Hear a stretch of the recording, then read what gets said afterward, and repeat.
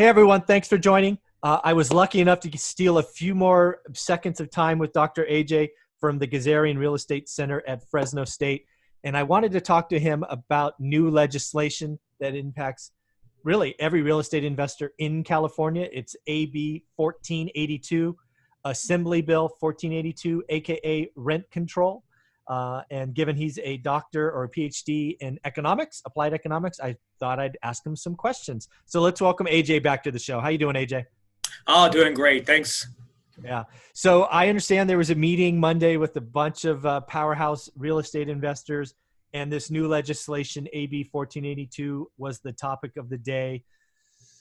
Why don't you set that up, kind of talk about what people were thinking about, give your opinion, and we can riff on that a little bit. Sure. So AB 1482 just became a bill, just passed as a law recently last month. And so it has, in terms of law, it's the most, comprehensive rent control law passed in the last few years.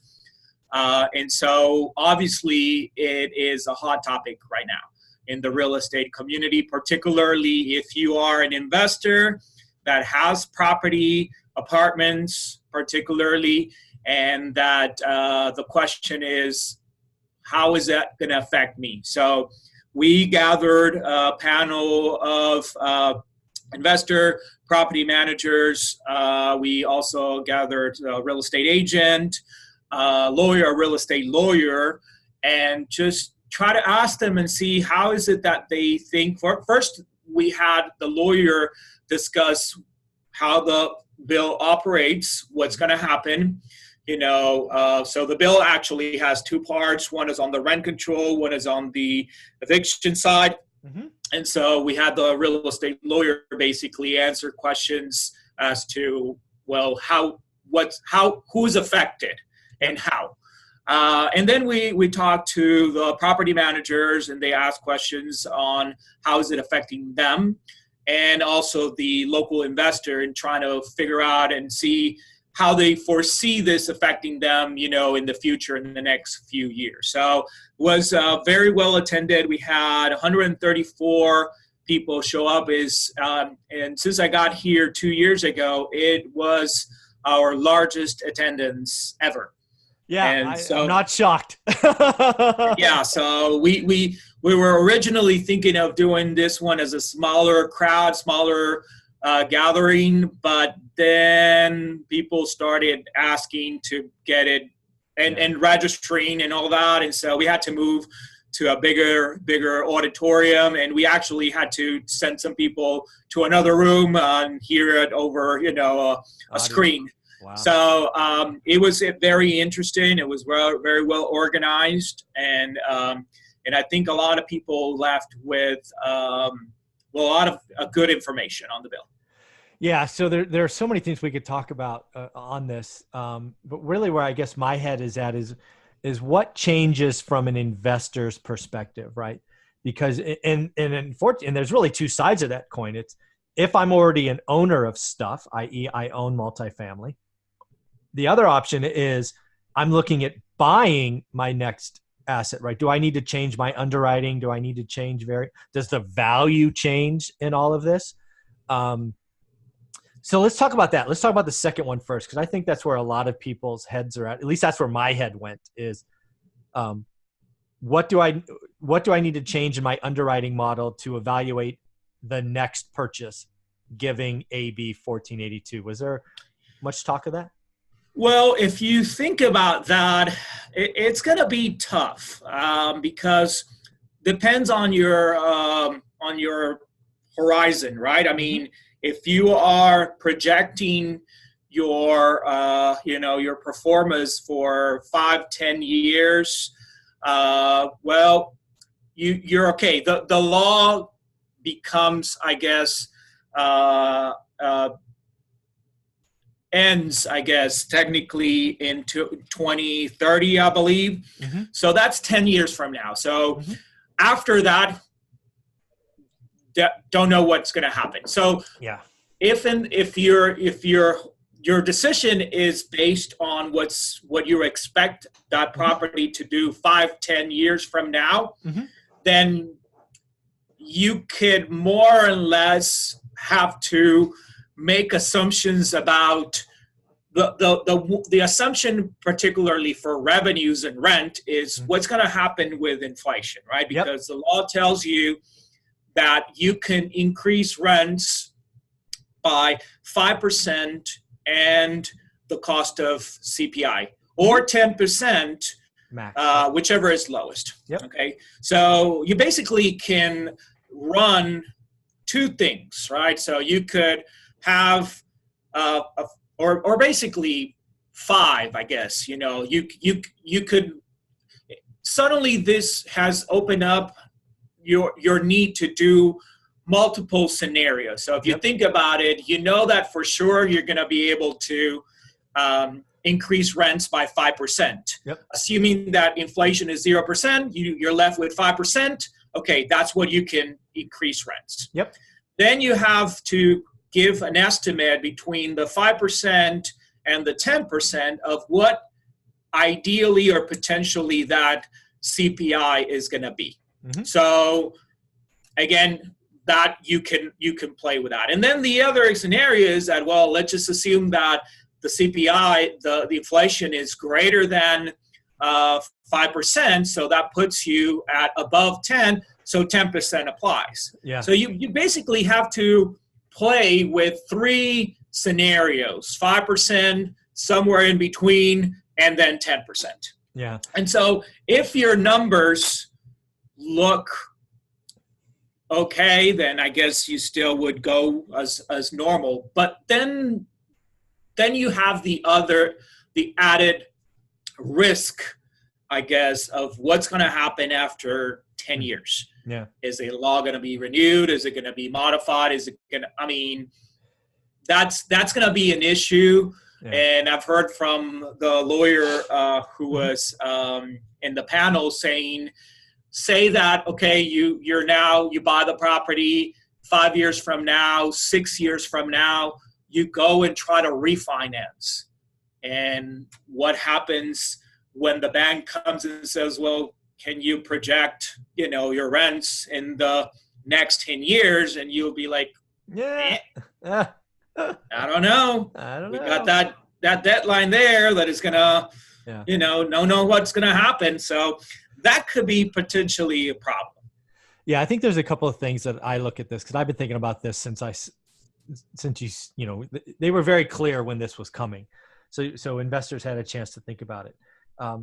I think the person that is hurt the most is the mom and pop landlord who, historically speaking, has not raised rents because they were in the just chill mode, right? I'm going to hold these for the last few years, and then I'm going to sell them, and I'm going to take my money and retire. If you're, I mean, I look at assets all the time, right? I know people that are let's put it in percentage. They're probably 20% under market today.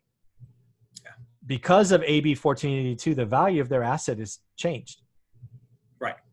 Because before you could do the whole, well, okay, I'll take markets to rent, over a 6 or 9 month period, blah, blah, blah. And now it's like, nope, can't do that, right? There's the whole just cause eviction and moving expenses and, all of those. The model has changed. So the mom and pop investor who have been under renting loses with 1482. Flip side of that is, okay, if you are running your properties at market or maybe a few percentage points below, you're really not affected. Because again, I've had rentals for almost 20 years in Fresno, and I do not remember a time ever raising a more than 5%, right? Year to year. Right. Historically speaking, I did, like, if you paid me rent on time for 12 months straight, I gave you the next year without a rent increase, just as a standard operating procedure. But then I would make it up at year 2, right? Now, with the legislation is said, is I can't do that anymore. So I have to raise rents every year. So they have changed my process. Right. So, yeah. I think tenants lose. At least some of my tenants will lose in this example. Right, because now you are saying, well, I'm not I don't know what market,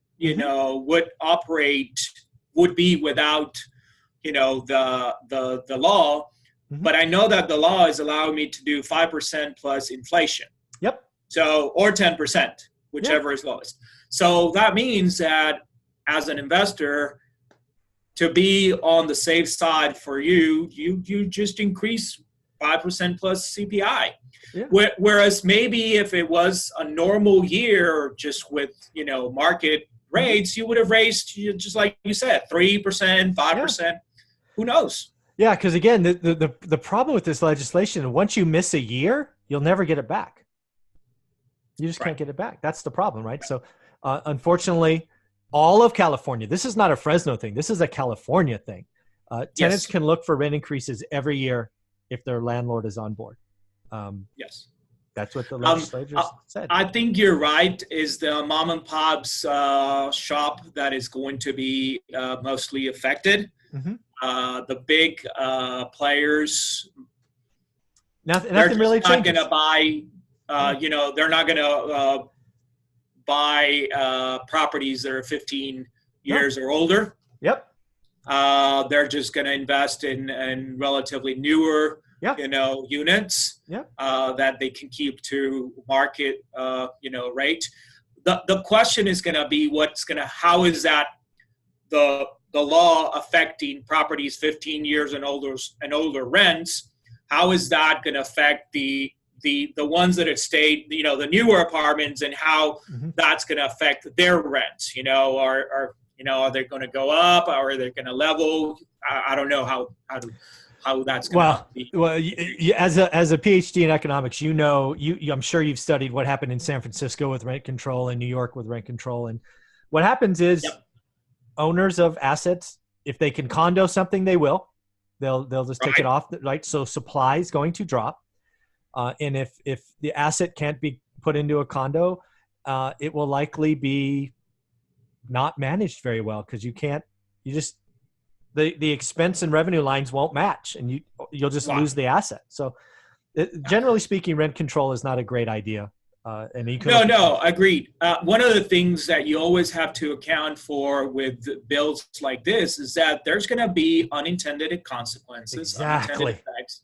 And so investors, knowing in a climate that it's a little bit restrictive, they're going to try to find I don't want to call it loopholes, but they're going to alternatives. They're going to find alternatives that will give them the returns that they want. I mean, it's all about it's their investment, and so they're trying to maximize what they can do with that investment. So I couldn't agree more. What may be older Class B stock today, multifamily, right? The whole 5 to 20 unit kind of stuff that was built in the late 60s. That stuff is going to be worth less. It's management intensive. It needed an update cycle, and they have now made that unattractive. There'll be portions of the city that have that stock that will be on a downward cycle for a little bit. And again, this is not Fresno. This is California wide. Right. So that statement is California wide. So the unintended consequences are real. So I'm glad we talked about that. That's cool. Definitely. So, and obviously one of the unintended consequences that it's kind of concern is it's what's going to do that to the supply of new housing. Mm-hmm. Any thoughts on that? I hadn't thought about that. What do you? Well, we asked a local investor at the panel, what's he going to do? And with this law, are they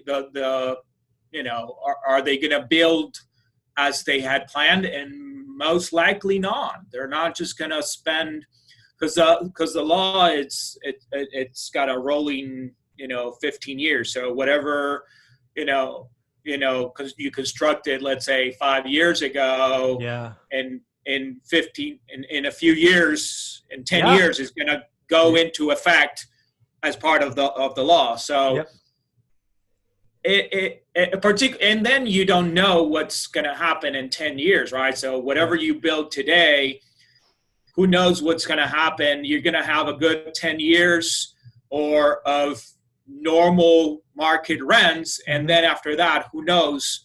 And so it's likely to have a negative effect on construction, which is unfortunately because we're probably needing that the most. So we've heard